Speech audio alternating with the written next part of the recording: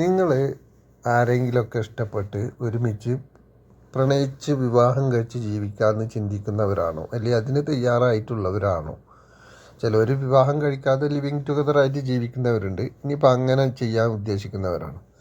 എന്തായാലും അങ്ങനെ ഉള്ളവരാണെങ്കിൽ ശ്രദ്ധിക്കേണ്ട കുറച്ച് കാര്യമുണ്ട്. എന്താണെന്ന് വെച്ചാൽ, നമ്മൾ ഏതൊരു വ്യക്തിയായിട്ടും പ്രണയത്തിലായിരിക്കുമ്പോൾ ആ വ്യക്തിയിൽ നിന്നുണ്ടാവുന്ന എന്ത് നെഗറ്റീവായ കാര്യങ്ങളും നമുക്കത് പോസിറ്റീവായിട്ടേ തോന്നുള്ളൂ. അതല്ലെങ്കിൽ ക്ഷമിക്കാൻ നമ്മൾ തയ്യാറാവും. അതൊരു പ്രശ്നമേ അല്ല. ആ വ്യക്തി നമ്മളെ സംബന്ധിച്ചിടത്തോളം ഫുള്ള് പോസിറ്റീവായിരിക്കും. എല്ലാം അവർ ചെയ്യുന്ന എല്ലാ കാര്യങ്ങളും നമുക്ക് ഓക്കെ ആയിരിക്കും, ഒരു കുഴപ്പമില്ല. ഇനിയിപ്പോൾ എന്തെങ്കിലും വിഷയം വന്നാലും നമുക്കത് ക്ഷമിക്കാനും ഒക്കെ പറ്റും. പക്ഷേ വിവാഹം കഴിഞ്ഞ് കഴിഞ്ഞാൽ നേരെ തിരിച്ചാണ് സംഭവിക്കുന്നത്. ആ വ്യക്തിയുടെ കയ്യിൽ എന്ത് പോസിറ്റീവ് കാര്യമുണ്ടെങ്കിലും അത് നെഗറ്റീവായിട്ടേ തോന്നും. നെഗറ്റീവ് പിന്നെ നെഗറ്റീവ് തന്നെ ആയിരിക്കും. വിവാഹം കഴിഞ്ഞാൽ പോസിറ്റീവായ കാര്യം പോലും നമുക്ക് നെഗറ്റീവായിട്ടേ തോന്നും. കാരണം വിവാഹം കഴിഞ്ഞ് കുറച്ച് കാലം കഴിയുമ്പോൾ സ്വാഭാവികമായിട്ട് അങ്ങനെ ചിന്തകൾ വന്നു പോകും. പക്ഷേ നമ്മൾ വിവാഹത്തിന് മുൻപ് കണ്ടിരുന്നത് തന്നെ ആയിരിക്കും കാണുന്നത്. പക്ഷെ അത് മനസ്സംഗീകരിക്കില്ല. മനസ്സത് നെഗറ്റീവായ കാര്യം നെഗറ്റീവായിട്ട് തന്നെ കാണും എന്ന് മാത്രമല്ല, അത് പെരുപ്പിച്ച് കൂടുതലായിട്ട് കാണുകയും ചെയ്യും. അത് വിവാഹം കഴിക്കുന്നതിന് മുൻപേ തന്നെ നമ്മൾ എന്ത് ചെയ്യണം? ആ വ്യക്തിക്ക് എന്തെല്ലാം നെഗറ്റീവ് കാര്യങ്ങളുണ്ടോ എന്നുള്ളത് നമ്മൾ വ്യക്തമാക്കി മനസ്സിലാക്കണം.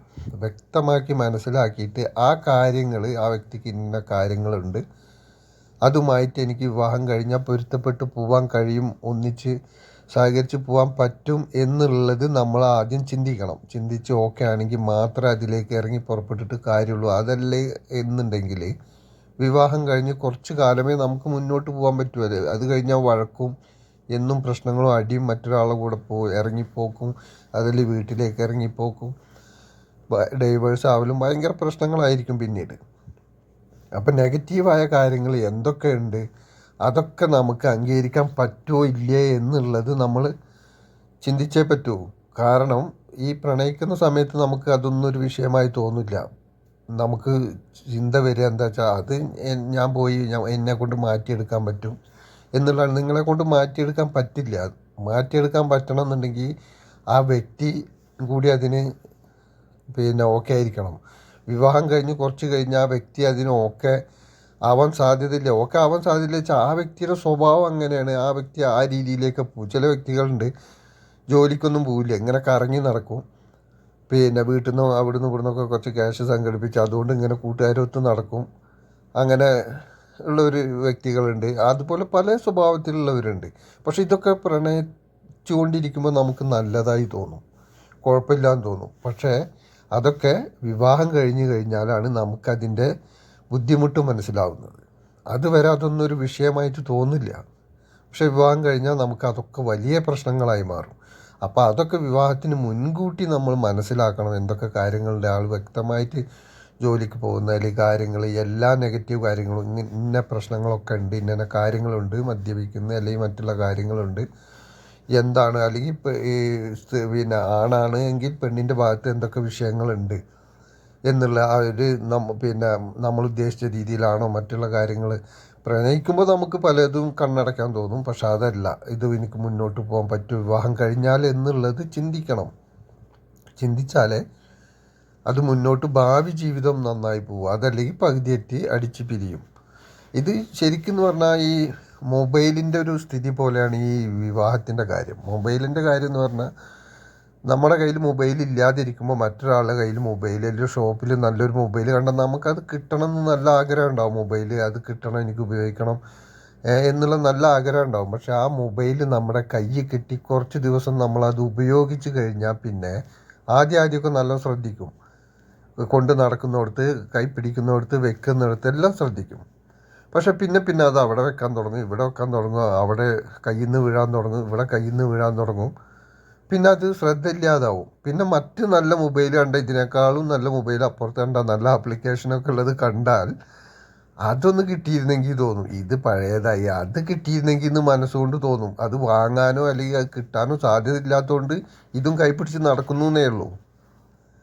അത് മൊബൈലിനും മനസ്സിലാവും. എന്നെ ഇപ്പോൾ പഴയ പോലെ എൻ്റെ യജമാനന് വലിയ താല്പര്യമില്ല, അത് അവിടെ ഇടുന്ന് ഇവിടെ ഇടുന്ന് പിന്നെ ഒരു ശ്രദ്ധയില്ലാതെയാണ് എന്നെ കൊണ്ട് നടക്കുന്നത് ഇപ്പോൾ എന്നുള്ള മൊബൈലിന് തോന്നും. അപ്പോഴായിരിക്കും ചിലപ്പോൾ മൊബൈൽ ഇല്ലാത്ത വേറൊരുത്തൻ, അല്ലെങ്കിൽ മൊബൈൽ വീണ് പൊട്ടിപ്പോയ വേറൊരാൾ ഈ കുറച്ച് നേരത്തിന് ഈ മൊബൈൽ കയ്യിൽ കിട്ടുമ്പോൾ അങ്ങേരെ എടുത്തിട്ട് ഇത് നല്ല, ആ വ്യക്തി എടുത്തിട്ട് ഇത് നല്ല രീതിയിലൊക്കെ ഒന്ന് നോക്കി എല്ലാം തുറന്ന് നോക്കി എല്ലാ ആപ്ലിക്കേഷൻ ആക്കുമ്പോൾ ഈ മൊബൈലിന് തോന്നും, ഓ ഇദ്ദേഹം എന്നെ എല്ലാ കാര്യങ്ങളും ശ്രദ്ധിക്കുന്നുണ്ട്, എൻ്റെ മൊബൈലിൽ എൻ്റെ യജമാനെ പോലെയല്ല, ഇതെല്ലാം ശ്രദ്ധിക്കുന്നുണ്ട്. ഈ വ്യക്തിയുടെ കയ്യിലായിരുന്നു ഞാൻ എങ്കിൽ എന്നെ ഒന്നുകൂടി നന്നായി നോക്കുമായിരുന്നു. എൻ്റെ യജമാനൻ ഇപ്പോൾ ശരിക്കും നോക്കുന്നില്ല, ഇദ്ദേഹം ശരിക്കും നോക്കുന്നുണ്ടെന്ന് തോന്നും. പക്ഷേ ഇദ്ദേഹം കുറച്ച് ദിവസം ഇത് ഉപയോഗിച്ച് കഴിഞ്ഞാൽ ഇത് വീണ്ടും പഴയ പോലെ അവിടെ ഇവിടെ ഇടാൻ തുടങ്ങും. അത് മൊബൈലിന് അറിയില്ല എന്ന് പറഞ്ഞ പോലെയാണ്. അപ്പോൾ മൊബൈൽ എന്തായിരിക്കണം, എപ്പോഴും ആപ്ലിക്കേഷൻ കറക്റ്റ് ആയിരിക്കണം, പിന്നെ ഹാങ് ആവരുത്, വളരെ ക്ലിയർ ആയിട്ട് എപ്പോഴും സർവീസ് റെഡി ആയിരിക്കണം. എന്ത് കാര്യത്തിനും നമ്മൾ ആ ഒരു എന്താണോ മൊബൈലിൽ നിന്ന് ആ പിന്നെ മൊബൈലിൻ്റെ ഓണർ പ്രതീക്ഷിക്കുന്നത് അതെപ്പോഴും കൊടുക്കാൻ തയ്യാറായിരിക്കണം, ഒരു ഹാങ് ആവാതെ. എങ്കിലേ മറ്റു മൊബൈൽ വേണ്ട, ഇത് തന്നെ മതിയെന്ന് തോന്നാനുള്ള സാധ്യതയുള്ളൂ. അതാണ് ഇന്നത്തെ കാലഘട്ടം. അപ്പം അത് വളരെ ശ്രദ്ധിക്കണം. എന്താന്ന് വെച്ചാൽ വിവാഹം കഴിഞ്ഞതിന് ശേഷം നമുക്ക് മാറ്റിയെടുക്കാം, തിരുത്തിയെടുക്കാം എന്ന് വിചാരിച്ചാൽ ഒന്നും നടക്കുകയില്ല. കാരണം എന്താ വെച്ചാൽ അതിന് പല സാഹചര്യങ്ങളും ഉണ്ട്. ഇപ്പോൾ ഈ മൊബൈലിൻ്റെ കാര്യം പറഞ്ഞ പോലെ തന്നെ പുതിയ ഷോപ്പുകളിൽ ഇരുന്നുകൊണ്ട് പുതിയ പുതിയ മൊബൈൽ ഓഫർ കാണിച്ചിട്ട് പുറത്തുണ്ട്. അപ്പോൾ അത് വളരെ ശ്രദ്ധിക്കണം. ഒരുപാട് ഓഫറുകളുമായി പുറത്ത് മറ്റു മൊബൈലുകളുണ്ട്.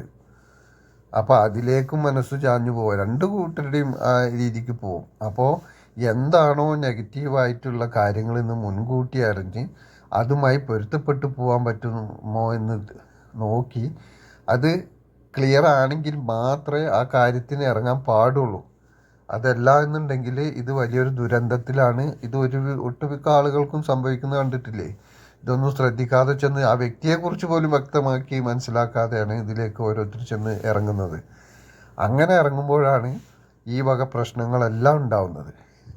അപ്പം അതിന് ഏതൊരു വ്യക്തിയും ഈ കാര്യത്തിലൊക്കെ ഇറങ്ങുന്നതിന് മുമ്പ് രണ്ടു വട്ടം ചിന്തിക്കണം. രണ്ടു വട്ടം ചിന്തിക്കല്ല, ആ വ്യക്തിയെ ഇഷ്ടപ്പെട്ടാണ് ആ വ്യക്തിയിൽ നിന്ന് നമുക്ക് മാറ്റിയെടുക്കാൻ പറ്റുന്ന സ്വഭാവങ്ങളാണോ അല്ലെങ്കിൽ നമുക്ക് പൊരുത്തപ്പെട്ടു പോകാൻ പറ്റുന്ന സ്വഭാവം എന്ന് ചിന്തിച്ചാലേ നമുക്ക് ഭാവിയുള്ളൂ.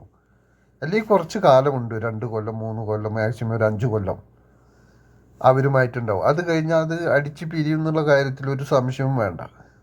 അപ്പോൾ അത് തുടർന്ന് നമുക്ക് പോകണമെന്നുണ്ടെങ്കിൽ ഈ രീതിയിൽ നോക്കണം. ഒരുപാട് വർഷം സ്നേഹത്തോടെ ജീവിക്കുന്നവരുണ്ട്, അത് അവരുടെ ആ കോമ്പിനേഷൻ കറക്റ്റായിരിക്കും. അതേപോലെ ആയിരിക്കണം നമ്മളും. അതിനുള്ള വഴികൾ നോക്കുക.